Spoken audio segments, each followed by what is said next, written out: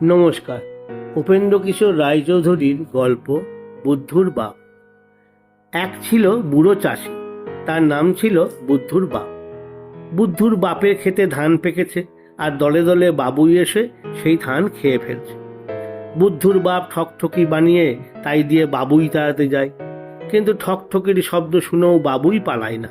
তখন সে রেগে মেগে বললে, বেটারা, এবার যদি ধরতে পারি তাহলে ইরিমিরিকিরি বাঁধন দেখিয়ে দেব। ইরিমিরিকিরি বাঁধন বলে কোনো একটা জিনিস নেই। বুদ্ধুর বাপ আর কোনো ভয়ানক গাল খুঁজে না পেয়ে ওই কথা বলে। রোজই বাবুই আসে, রোজই বুদ্ধুর বাপ তাদের তাড়াতে না পেরে বলে ইরিমিরিকিরি বাঁধন দেখিয়ে দেয়। এর মধ্যে একদিন হয়েছে কি, একটা মস্ত বাঘ রাত্রে এসে বুদ্ধুর বাপের ক্ষেতের ভিতর ঘুমিয়েছিল। ঘুমের ভিতর কখন সকাল হয়ে গেছে, আর সে বাঘ সেখান থেকে যেতে পারেনি। সেদিনও বুদ্ধুর বাপ বাবুই তাড়াতে এসে ঠকঠকি নাড়ছে আর বলছে, বেটারা, যদি ধরতে পারি তবে ইরিমিরিকিরি বাঁধন দেখিয়ে দেব। ইরিমিরিকিরি বাঁধন শুনেই তো বাঘের বেজায় ভাবনা হয়েছে। সে ভাবলে, তাই তো, এটা আবার কি নতুন রকমের জিনিস হলো? এমন বাঁধনের কথা তো কখনো শুনিনি। যতই ভাবছে ততই তার মনে হচ্ছে যে এটা না দেখলেই নয়। তাই সে আস্তে আস্তে ধানের ক্ষেতের ভেতর থেকে বেরিয়ে এসে বুদ্ধুর বাপকে ডেকে বললে, ভাই, একটা কথা আছে। বাঘ দেখে বুদ্ধুর বাপ যে কি ভয় পেল তা কি বলবো, কিন্তু সে ভারী বুদ্ধিমান লোক ছিল। সে তখনই সামলে গেল, বাঘ কিছু টের পেল না। বুদ্ধুর বাপ বাঘকে বললে, কি কথা ভাই? বাঘ বললে, ওই যে তুমি কি বলছো, কিরিমিরি বাঁধন নাকি, সেইটা আমাকে একটিবার দেখাতে হচ্ছে। বুদ্ধুর বাপ বললে, সে তো ভাই অমনি দেখানো যায় না, তাতে ঢের জিনিসপত্র লাগে। বাঘ বললে, আমি সব জিনিস এনে দিচ্ছি, আমাকে সেটা না দেখালে হবে না। বুদ্ধুর বাপ বললে, আচ্ছা, তুমি আগে জিনিস আনো, তারপরে আমি দেখাবো। বাঘ বললে, কি জিনিস চাই? বুদ্ধুর বাপ বললে, একটা খুব বড় আর মজবুত থলে চাই, এক গাছি খুব মোটা আর লম্বা দড়ি চাই, আর একটা মস্ত মুগুর চাই। বাঘ বললে, শুধু এই চাই? এসব আনতে আর কতক্ষণ? সেটা হাটের দিন ছিল। বাঘ গিয়ে হাটের পথের পাশে ঝোপের ভিতর লুকিয়ে রইল। খানিক বাদেই সেই পথ দিয়ে তিনজন খইওয়ালা যাচ্ছে। খইওয়ালাদের থলেগুলি খুব বড় হয়, আর তার এক একটা ভারী মজবুত থাকে। বাঘ ঝোপের ভিতর বসে আছে, আর খইওয়ালারা একটু একটু করে তার সামনে এসেছে। অমনি সে হালুম বলে লাফিয়ে এসে রাস্তার মাঝখানে দাঁড়ালো। খইওয়ালারা তো হই টই ফেলে চেঁচিয়ে কোথায় পালাবে তার ঠিক নেই। তখন বাঘ তাদের খই শুদ্ধ থলেগুলি এনে বুদ্ধুর বাপকে দিল। তারপর সে গেল দড়ি আনতে। দড়ির জন্যে তার আর বেশি দূর যেতে হলো না। মাঠে ঘাটে ঢের গরু খোঁটায় বাঁধা ছিল। বাঘ তাদের কাছে যেতেই তারা দড়ি ছিঁড়ে পালালো। সেই সব দড়ি এনে সে বুদ্ধুর বাপকে দিল। তারপর সে গেল মুগুর আনতে। পালোয়ানেরা তাদের আড্ডায় মুগুর ভাঁজছে। এমন সময় বাঘ গিয়ে সেখানে উপস্থিত হলো। তাতেই তো বাপরে মারে বলে তারা ছুট দিল। তখন বাঘ তাদের বড় মুগুরটা মুখে করে এনে বুদ্ধুর বাপকে বলল, তোমার জিনিস তো এনেছি, এখন সেটাকে দেখাও। বুদ্ধুর বাপ বললে, আচ্ছা, তবে তুমি একটিবার এই থলের ভিতর এসো দেখি। বলতেই তো বাঘ মশাই গিয়ে সেই থলের ভিতর ঢুকেছেন। তখন বুদ্ধুর বাপ তাড়াতাড়ি থলের মুখ বন্ধ করে তাকে আচ্ছা করে দড়ি দিয়ে জড়ালো। একটু নড়বার জো অবধি রাখলো না। তারপর দুই হাতে সেই মুগুর তুলে ধাঁই করে সেই থলের উপর যেই এক ঘা লাগিয়েছে, অমনি বাঘ ভারী আশ্চর্য হয়ে বললে, ও কি করছো? বুদ্ধুর বাপ বললে, কেন, ইরিমিরিকিরি বাঁধন দেখাচ্ছি, তোমার ভয় হয়েছে নাকি? ভয় হয়েছে বললে তো বড্ড লজ্জার কথা হয়। তাই বাঘ বললে, না। তখন বুদ্ধুর বাপ সেই মুগুর দিয়ে ধাঁই ধাঁই করে থলের ওপর মারতে লাগলো। চেঁচালে পাছে নিন্দে হয়, তাই মার খেয়েও বাঘ অনেকক্ষণ চুপ করেছিল। কিন্তু চুপ করে আর কতক্ষণ থাকবে? 10-12 ঘা খেয়ে সে ঘেঁয়াও ঘেঁয়াও করে ভয়ানক চেঁচাতে লাগলো। খানিক বাদে আর চেঁচাতে না পেরে গোঙাতে আরম্ভ করলো। বুদ্ধুর বাপ তবুও ছাড়ছে না, ধাঁই ধাঁই করে সে খালি মারছেই। শেষে আর বাঘের সারা শব্দ নেই দেখে সে ভাবলে মরে গেছে।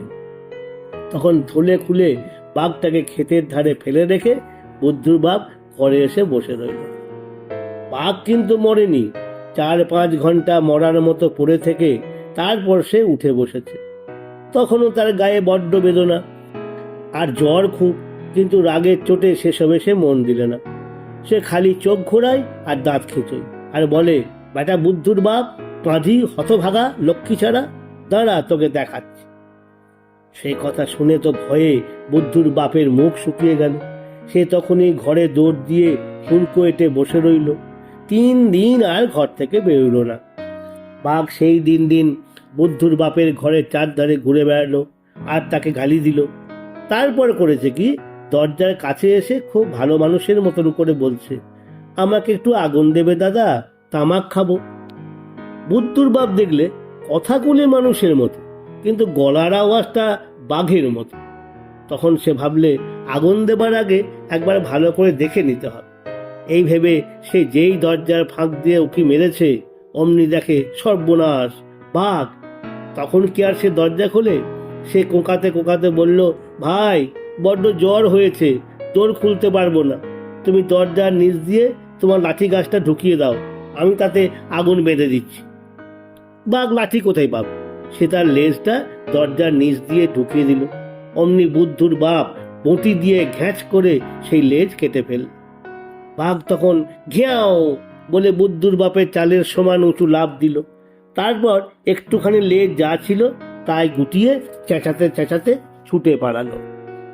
তাতে কিন্তু বুদ্ধুর বাপের ভয় গেল না। সে বেশ বুঝতে পারল যে এরপর সব বাঘ মিলে তাকে মারতে আসবে। সত্যি সত্যি সে তার পরদিন দেখলে 20-25টা বাঘ তার ঘরের দিকে আসছে। তখন সে আর কি করবে? ঘরের পিছনে খুব উঁচু একটা তেঁতুল গাছ ছিল, তার আগায় গিয়ে বসে রইল।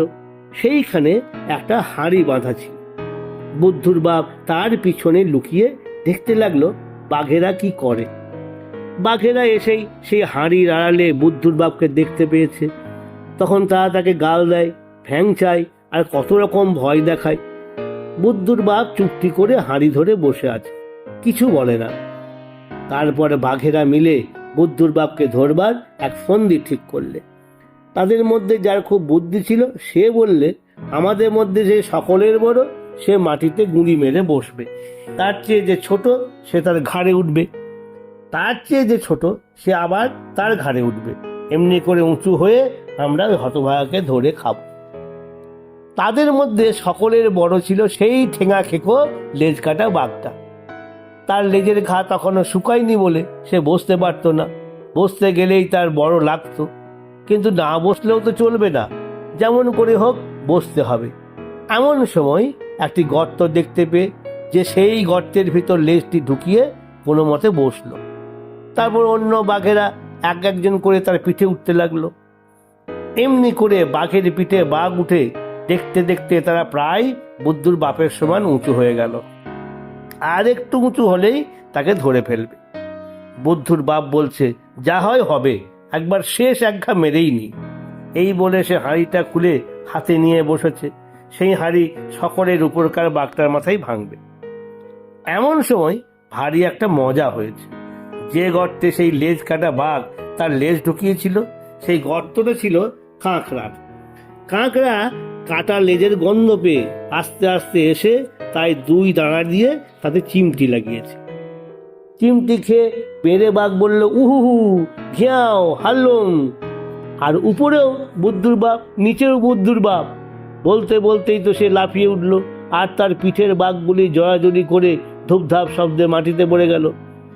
ঠিক সেই সময় বুদ্ধুর বাপও লেজ কাটা বাঘের পিঠে হাঁড়ি আছড়ে ফেলে বললে, ধর ধর, বেটে বেটার ঘাড়ে ধর।